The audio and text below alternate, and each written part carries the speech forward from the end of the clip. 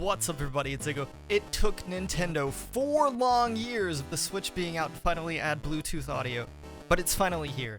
And I, as a giant audiophile musician, am super excited to test this out and review what the sound sounds like, what it reacts like with other headphones, how the Switch performs using different headphones, what kind of latency there is, and how easy it is to pair wireless headphones with the Switch.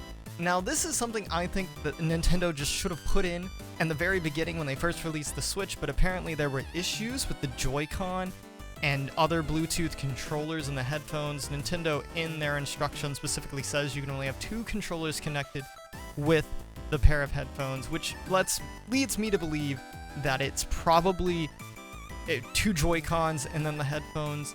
And so we're going to be doing some tests. We're also going to try to add more controllers than Nintendo says we can, and just see what kind of things happen. Let's jump over to the Switch. Okay, so I've updated my Switch. I've moved over to this Bluetooth audio screen they have now. And you can see the instructions on the screen. It says, to use Bluetooth audio, you must first pair a device. Up to 2 wireless controllers can connect while using Bluetooth audio. Bluetooth audio will be disconnected during local communication. That makes sense, as it's probably some form of interference that may be happening. This happens with lots of different consoles. Bluetooth microphones cannot be used. We already knew that. That's nothing new. You may experience audio latency depending on your Bluetooth device. Now, I'm going to be trying a pair of AirPods and these Sonys and seeing if there's any latency between the two. I'm also going to be playing Crypt of the Necrodancer, as this is just a really good game to experiment with audio and sound, as this entire game is based on sound and moving to the beat, and so it'll be easy. We're also just going to review the sound. I'm going to listen to a couple of different things. Unfortunately, you guys won't be able to hear the audio coming from the Switch because it'll just be going into my ears, and so I'll have some other kind of audio going on for you guys. But let's see if we can pair a device easily or not. So let's click pair device. Still waiting. Okay, so it took me like 3-4 minutes solidly to get these to connect. I did have to restart my Switch. Once I restarted my Switch, it did connect much faster, and now that they're connected, let's see how the sound is. Let's go into, I'm gonna use Super Mario All-Stars as a way to kind of test some of this audio out, because they have the Super Mario tracks here from Super Mario Galaxy for us to just listen to. So let's hear Enter the Galaxy.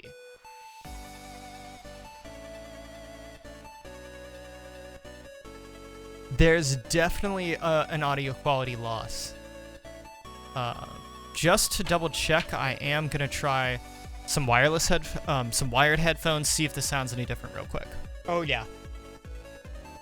Wired is so much better. There's a huge quality loss on the Bluetooth. That's to be expected, as there's only so much information that can be put over Bluetooth audio, but it's not the worst. Like, if you're not a huge audiophile or musician like me, it's probably not going to be a big deal, but there is definitely a sound quality loss over the Bluetooth. Okay, so something I do like is once I unplugged my wired headphones and I turned these back on, they connected immediately.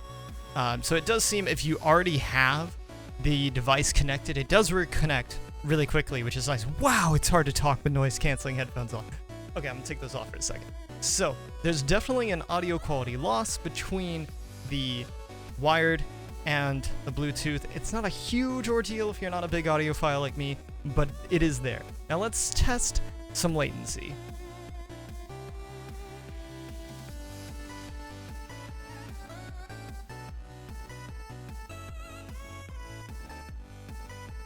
Okay, so there's a little bit of latency, but it's not too noticeable. Let's try pairing more controllers. So right now I have a Pro controller connected.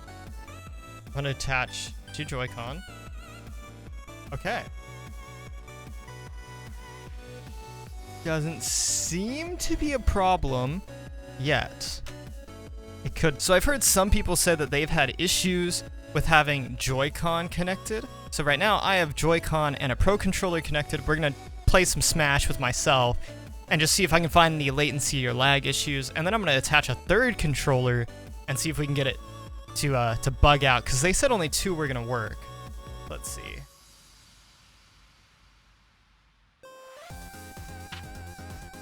Okay, I'm switching to the Pro controller. Moving around with Smash, like, Joy-Cons is just awful. Okay.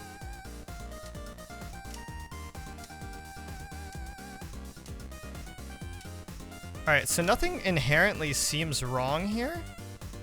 Everything seems to be working just fine. Switch back to the Joy-Cons. Ugh, my Smash playing's bad today, but that doesn't matter. I'm not trying to play right now. I'm just looking for lag. Any kind of latency. Everything seems fine. So, let's try a third controller and see if we can just break it. I do like how I can just get up right now and this is still gonna work. I'm not wired to my Switch anymore. It's great. Oh, it broke. It won't even let me connect them. So you can see here, they're trying to connect, and then look at the error. 2 wireless can be connected while using Bluetooth wireless audio. So it doesn't even let you connect them. That's crazy. That's interesting. Okay, so I've experimented with the Sony Mark IIIs. I've experimented with my AirPods. Both work just fine. The audio volume is a bit low. This is probably Nintendo trying to save people's ears. It's not a huge ordeal. You just turn your volume up, but it is a bit low at the base level. Another thing is it will not, as you saw earlier, allow you to connect more than 2 controllers while the Bluetooth audio is happening. I saw some other videos and talked to some other friends who had issues with Joy-Cons causing some kind of lag when they had their Bluetooth controllers.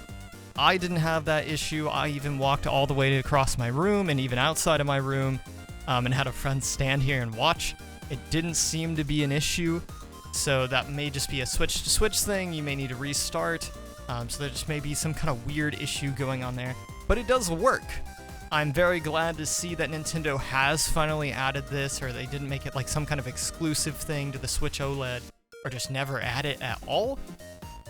I do think this should have been something that they added from the very beginning. I also believe that with the OLED screen and the kickstand that they have on the OLED Switch. The way the OLED Switch is built, in my opinion, should have been the way the Switch was built in the first place, but due to production cost or whatever, they may have chosen to go a different route. Whatever the case, I'm very happy that they added this to the Switch, and glad to have seen it.